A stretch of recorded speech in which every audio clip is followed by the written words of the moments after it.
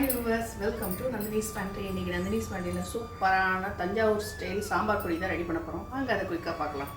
இதுக்கு தேவையான இன்க்ரீடியன்ட்ஸ்னு பார்த்தீங்கன்னா எல்லாம் எடுத்து வச்சுருக்கேன். நான் மெஷர்மெண்ட் சொல்லிடுறேன். நான் இப்போ ஒரு 10 மிளகா, 3/4 கப்பு தனியா,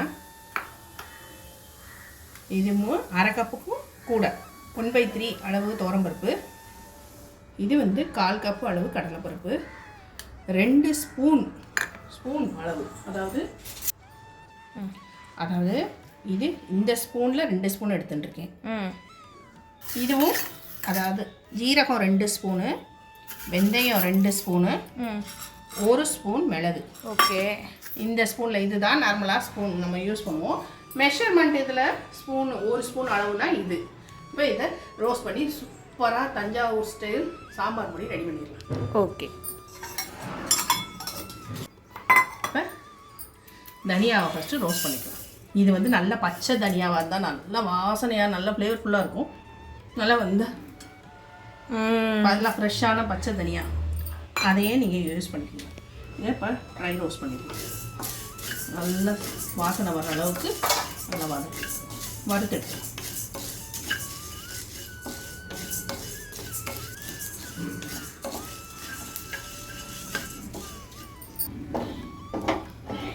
எங்கள் தாத்தாலாம் தஞ்சாவூர்ன்றனால இந்த மாதிரி பொடியெல்லாம் வறுத்து அரைச்சி இது பண்ணி வச்சுப்பா. ரைஸ் மில்லே திரிச்சு வச்சுப்பா. அது நல்லா வாசனை வர ஆரம்பிச்சிருச்சு, செவக்க ஆரம்பிச்சிருச்சு. இப்போ ட்ரான்ஸ்ஃபர் பண்ணிடலாம் பிளேட்டுக்கு. ஆற வச்சிடும்.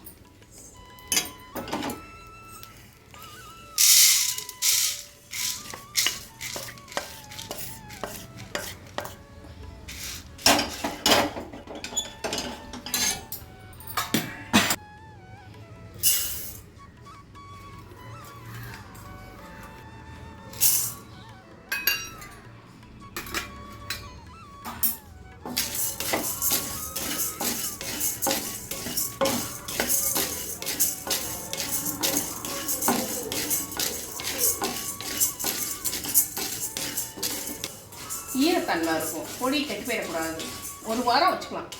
மெயினாக துவரம்பருப்பு மட்டும் கொஞ்சம் நல்லா வாசனை வர்ற வரைக்கும் கொஞ்சம் நல்லா சிம்மில் வச்சு வறுத்துக்கோங்க. ஏன்னா துவரம்பருப்பில் ஈரத்தன்மை இருக்கும். பருப்பு வகைகள்லாம் ஈரத்தன்மை இருக்கும். எப்படி வண்டு வருது? கொஞ்சம் ஈரத்தன்மை இருக்கிறனால தானே வெயிலில் காய வச்சு எடுத்து வைக்கணும். நம்ம நல்லா வாசனை வர ஆரம்பிச்சிச்சு, செவக்க ஆரம்பிச்சிச்சு. சேர்த்துடலாம். ஆறட்டும். ஜீரகம், வெந்தயம், மிளகு இதையும் ரோஸ்ட் பண்ணிடலாம்.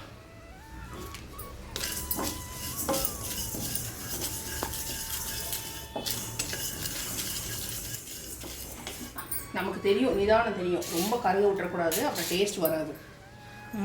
கரெக்டான இதில் எடுக்கணும்.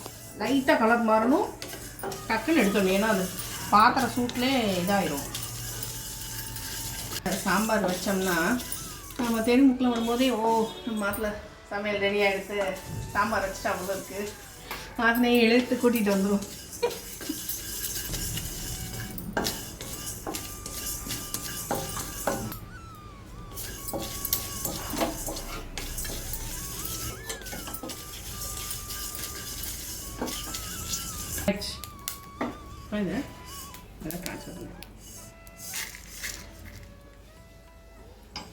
சாம்பார் வாசனை வந்துடும். அடுத்து பெருங்காயம் பொரியறதுக்கு எண்ணெய் விட்டுக்கலாம். ஒரு 1/2 ஸ்பூன் அளவு எண்ணெய் விட்டுக்கலாம்.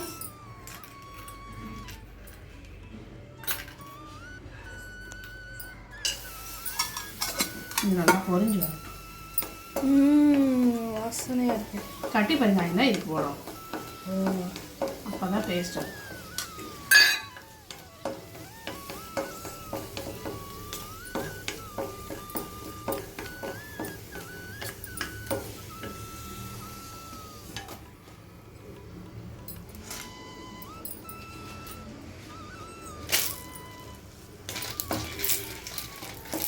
மிளகாயை சேர்த்தாச்சு. இப்போ இதையும் ரொம்ப கலர் மாற வேண்டாம், லைட்டாக கொஞ்சம் ரோஸ்ட் பண்ணால் போதும். ஸ்டவ் ஆஃப் பண்ணிட்டேன் நான். இதெல்லாம் ஆறுனதுக்கப்புறம் மிக்சியில் சேர்த்து உங்களுக்கு அரைச்சிட்டு காட்டுறேன். இந்த ஸ்பூனுன்னொடனே எனக்கு ஞாபகம் வருது.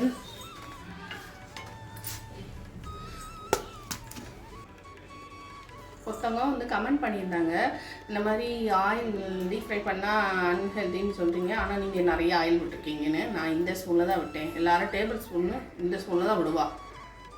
இந்த ஸ்பூனுக்கு இந்த ஸ்பூனுக்கு வித்தியாசம் தெரியல. இது பாட்டி, இது பேத்தி. ரொம்ப குட்டி ஸ்பூனு. இதை பாருங்க, இதில் தான் வச்சுருக்கேன். இதே ஸ்பூன் தானே வச்சுருக்கேன். இதுக்கும் டிஃப்ரென்ஸ் இருக்குது பாருங்க. இல்லை ஏன்னா தெரிஞ்சுக்கணும்ல.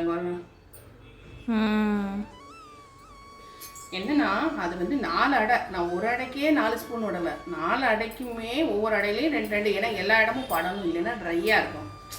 வெறும் ட்ரையாக இருந்தால் அது வந்து மேலே கிறிஸ்பாகவும் உள்ளே சாஃப்டாகவும் வேகாது.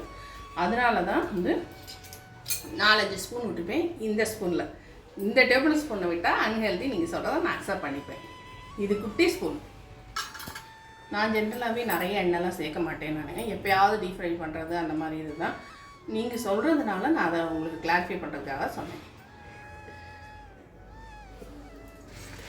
இதை சேர்த்து நம்ம பொடியாக அரைச்சிடலாம்.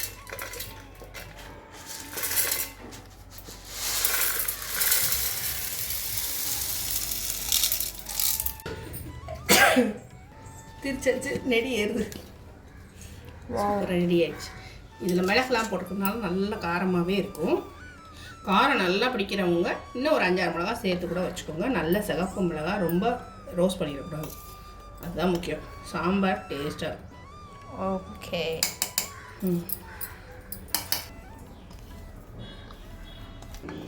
வாவ்.